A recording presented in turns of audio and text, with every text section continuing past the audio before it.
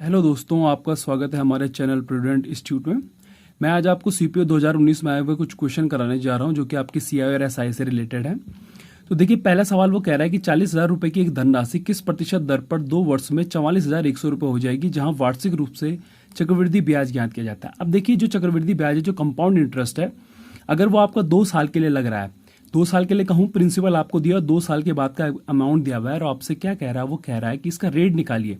तो कभी भी अगर आप 2 साल के लिए रेट निकालते हैं तो उसका स्क्वायर रूट करते हैं, अगर 3 साल के लिए निकालते हैं तो उसका क्यूब रूट करते हैं। देखिए, मैं आपको दोनों तरीके समझाता हूँ। पहले आप स्क्वायर रूट से कैसे निकालेंगे अगर 2 साल के लिए दिया हुआ। इस सवाल में उसने आपको 2 वर्ष का दिया हुआ है, इसका मतलब जो 40,000 है वो 2 साल के बाद में कितना बन जा रहा है, 44,100 बन जा रहा है। अब देखिए, अगर मैं कहूं, आपसे बात कहूं कि क्या करेगा, देखिए 2 जीरो से 2 जीरो काटेंगे आप।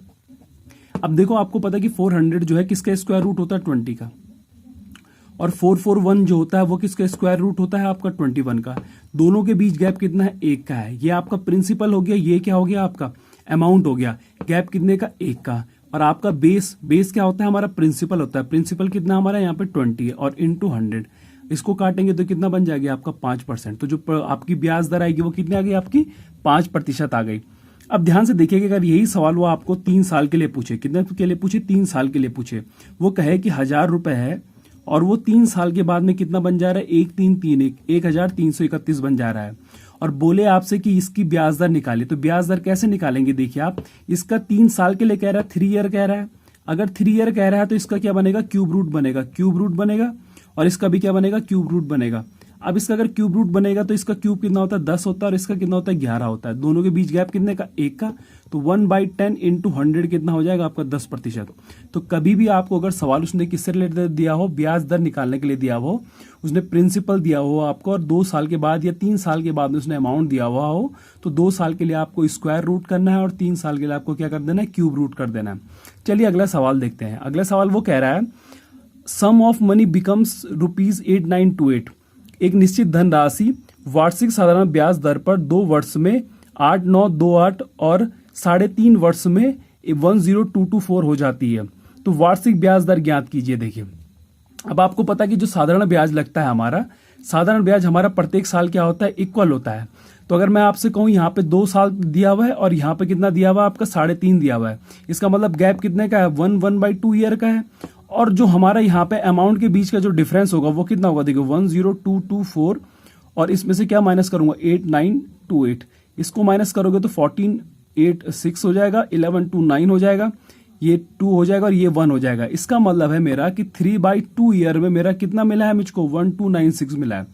अगर 3/2 ईयर में 1,296 मिला हुआ है तो 1 ईयर में कितने मिलेगा, 3 चौको 12, 3 तिया 9 और 3 दूनी 6।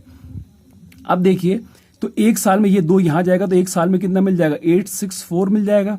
अगर 1 साल में 864 मिल जाएगा तो 2 साल में कितना मिल जाएगा, 864 इंटू 2 करूंगा तो 4 दूनी 8, 6 दूनी 12 का 2, और 8 दूनी 16 और 1 कितना 17, मतलब 1728 मुझे क्या मिल गया, 2 साल में क्या मिल गया मुझे, साधारण ब्याज मिल गया। अब देखिए, मुझे 2 साल का क्या दिया हुआ, उसने अमाउंट दिया हुआ है। अगर मैं इस अमाउंट से आपका 2 साल का क्या माइनस कर दूं, साधारण ब्याज माइनस कर दूं, तो मेरे को क्या मिल जाएगा, मेरा प्रिंसिपल मिल जाएगा। माइनस करेंगे तो 0, 0, 2 और 7 मिल गया। अब वो आपसे ब्याज दर निकालने के लिए कह रहा है। अगर वो आपसे ब्याज दर निकालने के लिए कह रहा है तो क्या हो जाएगा, देखिए यहाँ पे ब्याज दर कितनी है आपकी, 1 साल की 864 है, अपॉन प्रिंसिपल कितना है आपका 7200, और इंटू क्या हो जाएगा, 100 हो जाएगा। 0 से 0 काटेंगे, इसको काटेंगे तो 1, और ये कितना 2, इसका मतलब 12% मेरा क्या आ गया, ब्याज दर आ गई। तो कभी भी देखिए, अगर आपको साधारण ब्याज निकालना है तो आपको पता होना चाहिए कि साधारण ब्याज जो है प्रत्येक साल क्या लगता है, प्रिंसिपल पे ही लगता है।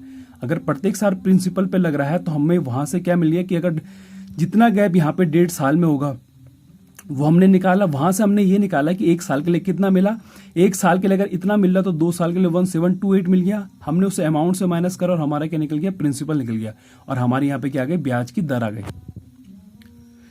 चलिए अगला क्वेश्चन करते हैं। अगला सवाल हमसे देखिए क्या कह रहा है। वो कह रहा है, सुदीप ने एक निश्चित राशि का 1/8 भाग 5% वार्षिक ब्याज दर पर 2 वर्ष के लिए निवेश किया, और उसी धनराशि का 3/5 भाग 6% वार्षिक ब्याज की दर पर 2 वर्ष के लिए निवेश किया, और शेष धनराशि को 10% वार्षिक ब्याज की दर पर 2 वर्ष के लिए निवेश किया। यदि प्राप्त होने वाला कुल ब्याज जो है उसे 1674 रुपये मिला तो हमको सम निकालना है, मतलब हमको क्या निकालना है, प्रिंसिपल निकालना है। अब देखिए मैं आपसे कहूँ कि वो क्या कहना चाह रहा है। देखिए यहाँ पे उसने ये नहीं कहा कि वो CI यूज कर रहा है कि SI यूज कर रहा है। अगर कभी वो आपसे ये नहीं बताता कि इसमें कंपाउंड इंटरेस्ट लग रहा है या सिंपल इंटरेस्ट लग रहा है, तो आप हमेशा क्या लगाएंगे, सिंपल इंटरेस्ट लगाएंगे। अब देखिए उसने यहाँ पे 1/8 और 3/5 दिया है, तो मैं क्या मान लेता हूँ कि इनका जो फ्रैक्शन में जो वैल्यू है नीचे डिनोमीटर में जो है 8 और 5 का कोई भी एक क्या ले लेता हूँ, मल्टीपल ले लेता हूँ। जैसे मैंने 40 ले लिया, तो वो कह रहा है कि 40 का जो है 1/8 भाग 1/8 अगर निकालूंगा तो कितना बनेगा, 5x मान लिया, 5x हो जाएगा। इसका मतलब पहले वाले भाग पे 5x जो है, 5x पर ब्याज लगा 5% 2 साल के लिए, मतलब 1 साल के लिए अगर 5% लगेगा तो 2 साल के लिए कितना लग गया, 10%। वही अगर वो कह रहा है फिर जो दूसरा वाला भाग है वो कितना दे रखा, 3/5। 40x का अगर मैं 3/5 निकालूं तो मेरा कितना बन जाएगा, 5/40 मतलब 24x। और इसमें भी 2 साल के लिए क्या लग रहा है, 6% की दर लग रही है, तो 6% अगर 2 साल के लिए लगेगा तो कितना हो जाएगा, 12%। और जो लास्ट बच गया, देखिए लास्ट कितना बच गया, 5 और 24 ले लिया आप तो 29 हो गया, कितना आपका 40 है। अगर 29 मेरा बच गया तो कितना बच गया मेरे पास में, 11x बच गया, तो तीसरा भाग था। और उसमें कितना लग रहा है मेरा ब्याज जो लग रहा है, 10% लग रहा है 2 साल के लिए, मतलब 20% हो गया। यहाँ पे ये आपका 50x बन गया, यहाँ पे ये आपका कितना बन जाएगा, 288x बन जाएगा, और ये कितना बन जाएगा आपका 220। इन सब को अगर आप टोटल करेंगे तो कितना बन जाएगा, देखिए 220 और 50 कितना आ गया आपका 270, और उसमें 288 ऐड करना है, तो ये 8 हो गया, ये 5 हो गया, ये 5, मतलब 558x। अब ये जो 558x है आपका, ये जो 558x है आपका, ये मुझे किसके बराबर दे रखा उसने, यहाँ पे 1674 के बराबर दे रखा। इसको अगर आप काटेंगे तो ये x से कितनी बार कटेगा, 3 बार। x अगर 3 आ गया तो ये यहाँ पे ये कितना दे रखा आपको, 40x दे रखा है, तो 40 × 3 कितना आ जाएगा, 120। और परसेंटेज की 100 अभी लिया नहीं तो उसके पीछे 100 लग जाएगा, परसेंटेज के 2 जीरो लग जाएंगे, और कितना आ जाएगा आपका प्रिंसिपल, 12,000। तो वो हमको यहाँ पे यही कह रहा था कि एक कुछ भाग है, कोई प्रिंसिपल है, उसका 1/8 भाग, मतलब 3 अलग अलग पार्ट में उसने डिवाइड किया, और उन तीनों अलग अलग पार्ट में अलग अलग दर से मेरे पे क्या लग रहा था, ब्याज लग रहा था। लेकिन मेरा साधारण ब्याज है, इसलिए जो कुल ब्याज लगेगा, जो इसके भागों पे ब्याज लगेगा, उन सबको अगर मैं ऐड करूंगा तो कुल ब्याज के क्या आ जाएगा, इक्वल आ जाएगा।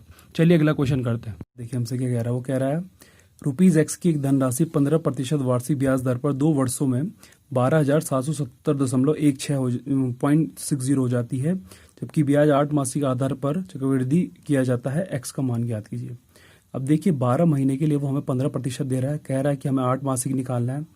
तो अगर आप यहाँ 3 का मल्टीप्लाई करेंगे, 3 चौको 12 और यहाँ पे 3 पंजे 15 हो जाएगा। अब मुझे 8 महीने के लिए निकालना है तो मुझे 4 को क्या बनाना पड़ेगा, 8 बनाना पड़ेगा। उसके लिए मैंने यहाँ 2 का मल्टीप्लाई करा तो यहाँ भी 2 का करा तो 10% आ गया। इसका मतलब मेरा 8 महीने में जो मुझे ब्याज मिल रहा है वो 10% बन रहा है। अब अगर 10% में फ्रैक्शन बदल दूंगा तो 1/, कितना बन जाएगा, 10 बन जाएगा। अगर पहले साल में 10 है मेरा रेट, तो उसमें कितने का मिल जाएगा मुझे, 1% का क्या मिल जाएगा मेरे को, चक्रवृद्धि ब्याज मिल जाएगा, तो ये 11 बन जाएगा। अगले दूसरे साल भी ऐसी होगा और तीसरे साल भी ऐसी होगा, क्योंकि यहाँ पे 2 साल दिया हुआ, तो 8 दिया कितना हो गया, 24 महीने, 24 महीने मतलब 2 वर्ष। तो 1000 क्या बन गया मेरा, यहाँ पे प्रिंसिपल बन गया, और 1331 मेरा क्या बन गया, अमाउंट बन गया। अब मुझे 1331 का जो वैल्यू दे रखी है उसने वो 1277.60 दे रखी है। अगर आप यहाँ पे इस परसेंटेज की जीरो को यहाँ पे ले जाएंगे तो ये 2 जीरो कट जाएंगे, मतलब पॉइंट हट जाएगा, और यहाँ से इसको मल्टीप्लाई करेंगे तो लगभग 96 के बराबर आ जाएगा। अब अगर 1 की वैल्यू मेरी 96 है तो मेरे पास में प्रिंसिपल कितना, 1000 है, 1000 की वैल्यू कितनी बन जाएगी मेरी, 96,000 बन जाएगी।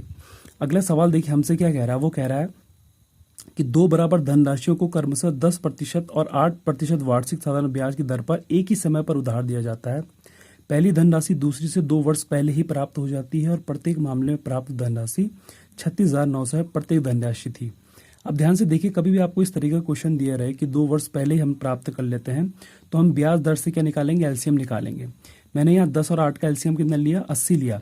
उससे क्या हुआ कि मुझे टाइमिंग निकल गई, एक मतलब 10 साल के लिए लगा, और एक कितना लगा मेरा 8 साल के लिए, तो मतलब 2 साल पहले के लिए मैंने खत्म कर दिया पहले वाले ब्याज को, क्योंकि क्वेश्चन में भी कह रहा है, तो मेरी क्वेश्चन में जो कह रहा है उसको वेरीफाई भी कर रहा है।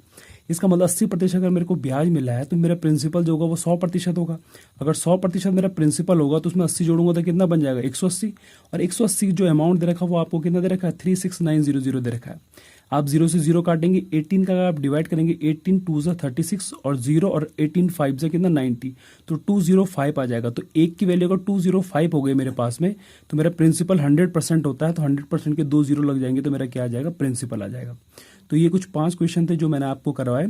आगे मैं आपको इसी तरीके से कराता रहूँगा। तब तक मेरा चैनल सब्सक्राइब करिएगा और लाइक करिएगा। धन्यवाद।